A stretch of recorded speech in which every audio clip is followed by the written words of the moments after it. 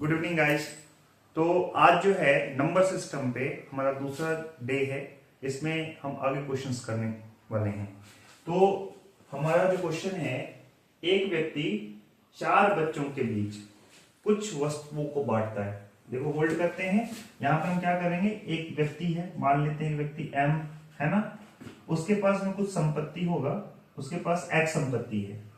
अब उसके चार बच्चे हैं और चार बच्चों को अपने संपत्ति का हिस्सा देगा। तो चार बच्चे हैं, जैसे ए बी सी डी, चार बच्चे हैं। अब कैसे दे रहा है उसको देखो। कह रहा है पहले बच्चे को कुल वस्तुओं का 1/2 मिलता है, यानी आधा मिल जाता है पहले बच्चे को। यानी एक्स है तो उसका आधा मिलेगा, तो x/2 जो है ए को मिल गया।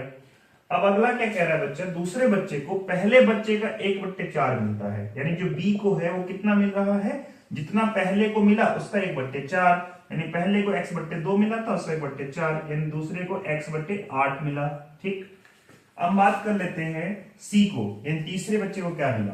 तो इसमें आपको कह रहा है कि तीसरे बच्चे को पहले बच्चे का 3/4 मिलता है। तो पहले बच्चे को कितना मिला था, x/2, और इसका 3/4 मिला।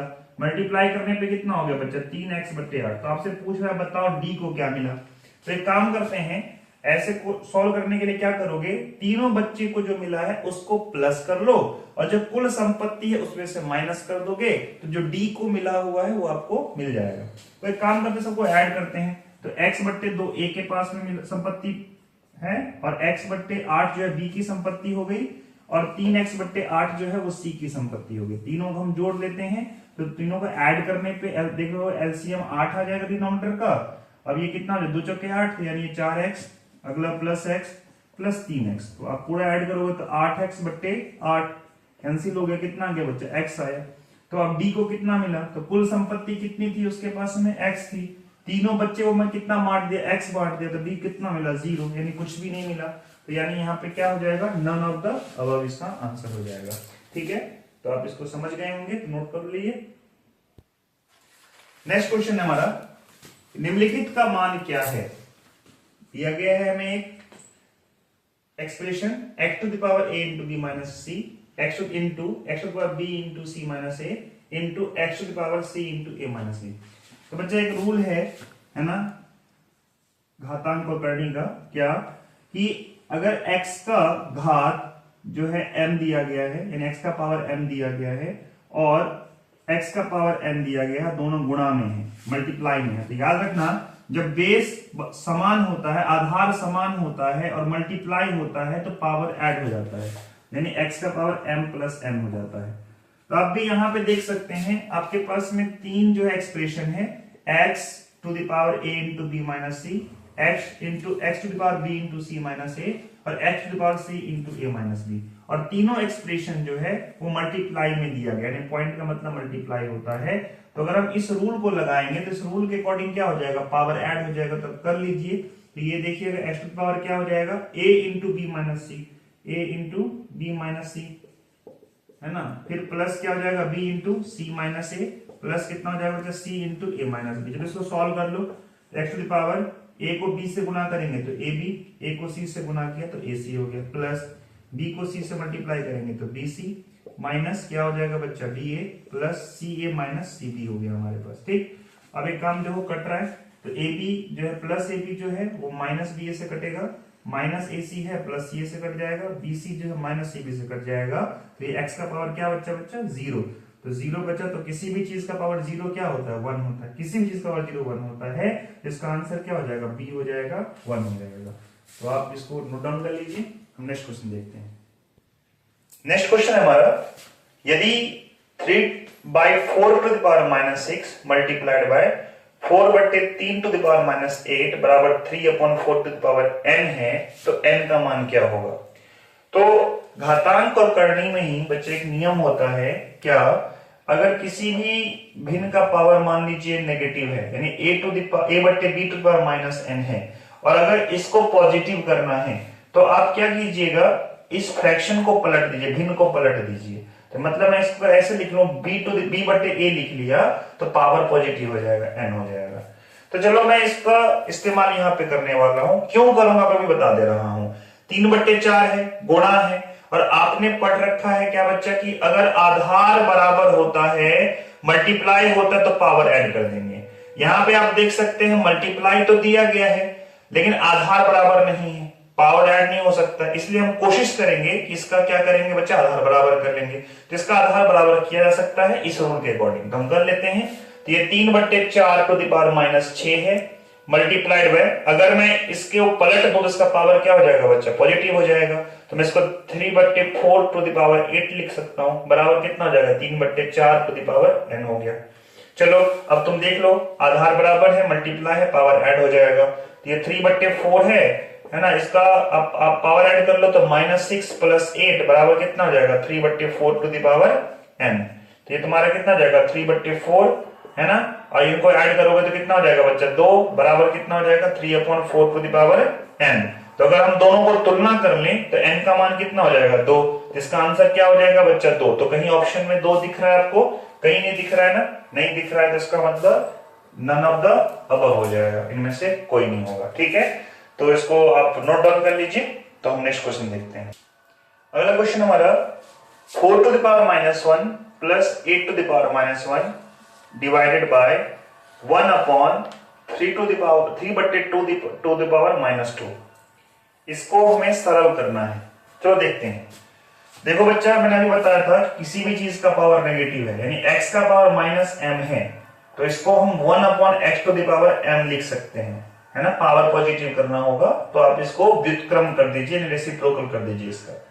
तो आप ऐसे यहां पे भी देख सकते हैं 4 टू द पावर -1 है ना, इसको हम 1/4 लिख सकते हैं, प्लस 8 टू द पावर -1 को हम क्या लिख सकते हैं बच्चा 1/8 लिख सकते हैं। डिवाइड करना है हमें किससे, 1/, पावर नेगेटिव है, मैंने इससे पहले वाले क्वेश्चन में आपको रूल बताया था ना कि जब पावर नेगेटिव है पॉजिटिव बनाना है तो भिन्न को क्या कीजिएगा, व्युत्क्रम कर दीजिएगा, है ना। यानी मैंने तो बताया था 8/b to the power -m है, तो हम इसको b/a to the power m कर सकते हैं, पावर पॉजिटिव हो जाएगा। तो हम इसको लिख सकते हैं 1/2/3 का पावर 2 हो गया हमारा। चलो सॉल्व करेंगे। तो 4 और 8 का एलसीएम कितना हो जाएगा 8, 4 2 8, तो ये 2 हो गया प्लस 1 हो गया, डिवाइड बाय 1/2 का स्क्वायर कितना होता है 4, 3 का स्क्वायर कितना होता है 9, ये हो गया ना। अब देख सकते हैं इसको हम क्या करेंगे बच्चा, हम जो है डिवाइड को मल्टीप्लाई में कन्वर्ट कर लेंगे। तो ये 2 + 1 कितना हो जाएगा 3/8, डिवाइड को हमने क्या किया मल्टीप्लाई किया, जैसे मल्टीप्लाई करोगे तो ये पलट जाएगा, तो ये ऊपर कितना आ जाएगा बच्चा 4/9 आ गया। तो 4 दूनी 8, 3 तिया 9, तो ये कितना हो जाएगा 1/6, कहीं ऑप्शन में है सी में है, तो सी इसका आंसर हो जाएगा। तो इस तरीके से आपको ये सॉल्व हो गया, नोट कर लीजिए। हम अगला क्वेश्चन देखेंगे। अगला क्वेश्चन है 1 and 3/16 और उसके व्युत्क्रम का अंतर बराबर है किसके, ऑप्शन दिया गया है। तो सबसे पहले ये हमारे पास मिश्रित भिन्न है, यानी मिक्स फ्रैक्शन है, तो इसको हम क्या करेंगे बच्चा इम्प्रॉपर फ्रैक्शन में कन्वर्ट कर लेंगे। तो आप इसको कीजिए सॉल्व, तो ये कितना हो जाएगा बच्चा 16 16 और प्लस 3 19/16 हो जाएगा ये हमारा, है ना। अब कह रहा है 19/16 है और इसका व्युत्क्रम कितना हो जाएगा बच्चा, व्युत्क्रम मतलब उल्टा, तो 16/19 हो गया। अब कह रहा है इसका सब्ट्रैक्शन करना है, किसके बराबर होगा, तो माइनस करोगे। चलो माइनस करते हैं। तो 16 और 19 का पहले आप क्या करोगे एलसीएम लोगे, तो 16 और 19 का एलसीएम कितना हो जाएगा बच्चा, ये हो जाएगा 16 × 19, है ना। सॉल्व करो तो ये कितना हो जाएगा 19/16 है ना, तो इसको 19 से मल्टीप्लाई करेंगे तो ये 19 × 19 हो गया, और माइनस ये कितना हो जाएगा 16 × 16। तो आप इसको 19 × 19 को हम 19 का स्क्वायर लिख सकते हैं, है ना। 16 × 16 होगा तो 16 का स्क्वायर लिखा जा सकता है इसको, ठीक। चलो सॉल्व करेंगे हम लोग इसको। तो देखिए बच्चा, तो 19 का स्क्वायर माना 16 का स्क्वायर, या तो आप क्या कीजिएगा, जनरली को वर्ग याद होता है, तो 19 का स्क्वायर 361, 16 का स्क्वायर 256, सब्ट्रैक्ट कर लोगे सॉल्व हो जाएगा। वर्ग नहीं याद करना है, याद नहीं है तो फिर मल्टीप्लाई करने के लिए नहीं जाओगे। तब एक काम करना, ये फॉर्मूला बैठ रहा है क्या a² - b² का, इसका फॉर्मूला क्या होता है बच्चा a - b × a + b होता है। इस आइडेंटिटी को यहाँ पे यूज करेंगे तो आसानी से सॉल्व कर सकते हैं इसको। तो आप देख सकते हैं मैं इसको 19 - 16 है ना, इंटू क्या लिख सकता हूं 19 + 16 लिख सकता हूं, और डिवाइड बाय कितना हो जाएगा दोनों को मल्टीप्लाई कर लो, 16 में 144 का 4 हाथ मेरा 14, 16 16 14 कितना हो जाएगा 26 38 304 आ गया। 19 से 16 गया तो कितना हो गया बच्चा 3 गुणे 19 प्लस 16 कितना हो जाएगा 29 से 35, तो 35 बट्टे 304 हो गया। मल्टीप्लाई कर लो बच्चा, तो 35 से 105 बट्टे 304 होता है। तो ये तरीका था, मैंने ऑलरेडी बताया था। अगर आपको मान लीजिए कि स्क्वायर करने के बाद सब्ट्रैक्ट करना आसान लग रहा होगा तो आप वो भी ट्राई कर सकते हैं। तो यहाँ पर हम देख सकते हैं हमारा ऑप्शन सी सही है इस क्वेश्चन का। ठीक है, तो नोट डाउन कर लीजिए।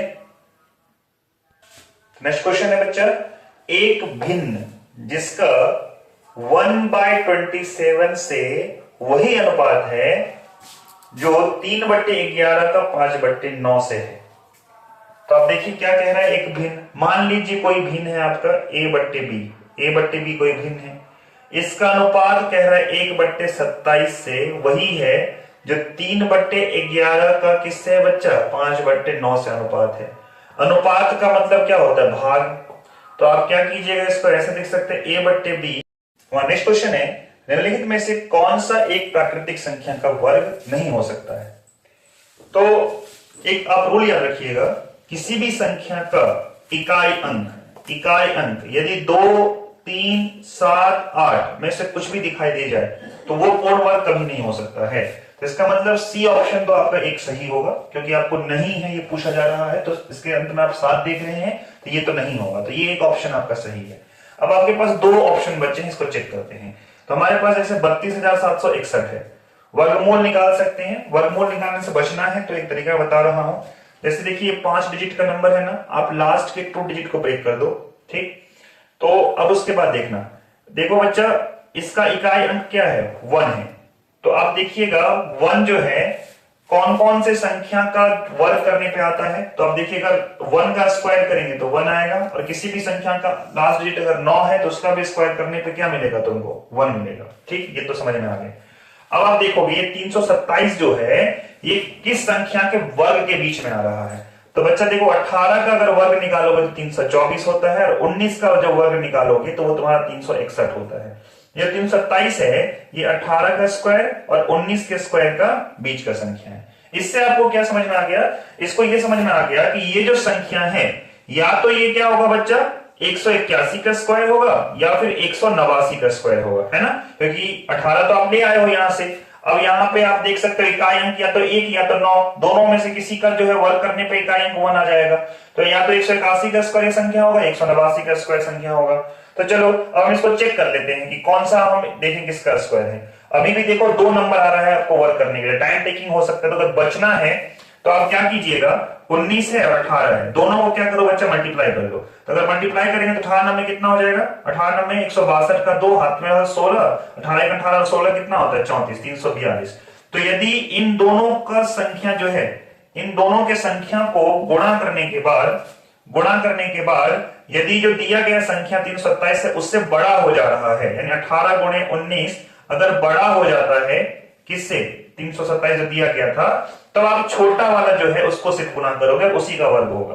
तो यानी आप देखिएगा 181 का स्क्वायर करने पे ये 32,761 आना चाहिए। अगर नहीं आता है तो इसका मतलब ये संख्या पूर्ण वर्ग नहीं होगा। तो देखते हैं बच्चा मल्टीप्लाई करके, 1 × 1 1 और 1 2 हो गया, 8 8 64, 64 2 कितना होता है 66 का 6 हाथ में रहा 6, 8 और 8 16, 16 6 22, 22 का 2 हाथ में रहा 2, 1 का 1 और 1 1 2 और 64 को 66 का 6 हाथ में रहा। हाँ 1 मिनट रुको, तुम लोग खुद से चेक कर सकते हो। 1 हो गया, 8 8 16, 16 16 का 6 हाथ में रहा 1 1 1 2 और 64 64 तो 66, 66 1 67, 67 का 7 हाथ में रहा 6, 8 8 16, 16 6 22 का 2 हाथ में रहा 2, 1 का 1 2 3, यानी 32,761 आ गया। तो यानी ये संख्या पूर्ण वर्ग है, तो ये आपका ऑप्शन गलत हो जाएगा। इस तरीके से अगला जो ऑप्शन है तुम्हारा 81,225, इसको भी चेक कर लेना। इसी तरीके से हमने इसको क्या कहते हैं, मतलब ये कर दिया, बांट दिया। 812 किस किस का स्क्वायर के बीच में आएगा, तो बच्चा 28 का स्क्वायर 784 होता है, और 29 का स्क्वायर जो है वो कितना होता है तुम्हारा 841 होता है। तो आप देख सकते हैं ये इन दोनों के बीच का नंबर है, वर्ग के बीच का। 25 की बात करें तो ये 5 का स्क्वायर 25 देगा सिर्फ, तो अगर आपको चेक करना है तो एक ही संख्या बचता है 285। 285 का अगर आप वर्ग निकालिएगा, है ना, अगर ये वर्ग इतना आता है तो इसका मतलब ये पूर्ण वर्ग है, अगर नहीं आएगा तो नहीं आएगा। तो चलो एक काम करते हैं, 285 का वर्ग निकाल देते हैं। तो निकाल के देखो, मल्टीप्लाई कर लेना, 25 हो गया, है ना। 28 को 29 से कर लेते हैं हम लोग, तो 28 29, 8 9 72 का 2 हाथ में 7 और 18 और 16 कितना हो जाएगा 34, 34 7 कितना होता है 41, 4 2 4 4 8, 812 आ रहा है मल्टीप्लाई करके। तो इसका मतलब देख सकते हैं पूर्ण वर्ग हो गया क्या, 225। तो ये भी आपका पूर्ण वर्ग है, तो ये भी नहीं होगा, तो इसका सिर्फ ऑप्शन सी जो है आंसर रहेगा। अगला क्वेश्चन है, यदि 1.5x बराबर 0.04y है तो y minus x upon y plus x का मान करें। तो देखो बच्चों, मैं इसको आसान बना सकता हूं कैसे, आपको क्या दिया गया, y माइनस एक्स बटे वाई प्लस एक्स। आप एक काम कीजिए, इसको y से भाग दे दीजिए। तो y से अगर आप भाग दीजिएगा, ऊपर नीचे दोनों y से भाग दे दीजिए, y प्लस एक्स बटे वाई कर दिया। सेपरेट कर लेना, ये कितना हो जाएगा y बट्टे वाई माइनस एक्स बट्टे वाई डिवाइड बाय y बट्टे वाई प्लस एक्स बट्टे वाई। तो y बट्टे वाई कितना हो जाता है 1, ये तुम्हारा 1 माइनस एक्स बट्टे वाई हो गया डिवाइड बाय, ये भी कटने पे 1 हो गया तो 1 प्लस एक्स बट्टे वाई हो गया। ठीक है, इससे क्या हो गया ना, आप इस फॉर्मेट में लेके आ जाओगे तो चीज आसान हो जाएगा। कैसे तो वो बता रहा हूं, देखो क्या दिया गया तुमको, 1.5x बराबर 0.04y दे रखा है। अब y को इधर लेके आइए तो x बट्टे y, क्योंकि y गुणा में था, ट्रांसपोज करोगे भाग में आएगा तो x बट्टे y बराबर 0.04 है, ये 1.5 तुम्हारा गुणा में है, तो ट्रांसपोज करने पे क्या हो जाएगा बच्चा, भाग में जाएगा। तो अब इसको देखिए, डेसिमल हटाइए, तो यहां से डेसिमल हटाओगे और यहां से हटाओगे तो 1 0 यहाँ पे लगाना पड़ेगा। तो ये 4 बट्टे कितना हो गया 150, सिंपल कर सकते हो। अगर ये कट जाए तो 2 2 नहीं 4, 2 से 75 बार में गया, तो ये 2/75 आ गया x बट्टे y की वैल्यू। अब x बट्टे y की वैल्यू यहाँ पे रख दो, तो ये कितना हो जाएगा बच्चा, 1 माइनस x बट्टे y कितना है तुम्हारा 2/75 डिवाइड बाय 1 प्लस x बट्टे y की वैल्यू क्या है 2/75। सॉल्व कर लो, है ना। एलसीएम कितना आ जाएगा 75 और ये हो जाएगा 75 माइनस 2 डिवाइड बाय, इसका भी एलसीएम कितना हो जाएगा 75, ये हो जाएगा 75 प्लस 2। तो देख लो 75 2 क्या तो 73, 73/75 और ये डिवाइडेड बाय कितना हो जाएगा 77/75। तो ये भाग है ना, इसको गुणा में करोगे तो रेसिप्रोकल करोगे, ये तुम्हारा जाएगा 73/75 गुणे 75 बट्टे कितना हो जाएगा 77, 75 कैंसिल हो गया, तो 73/77 इसका आंसर है। एक ऑप्शन है कहीं पे, हाँ बी ऑप्शन है ना, तो बी ऑप्शन इसका जो होगा वो आंसर होगा। ठीक है, तो आज के लिए इतना ही। अब जो है अगला वीडियो में हम जो है नेक्स्ट क्वेश्चंस करने वाले हैं। Thank you.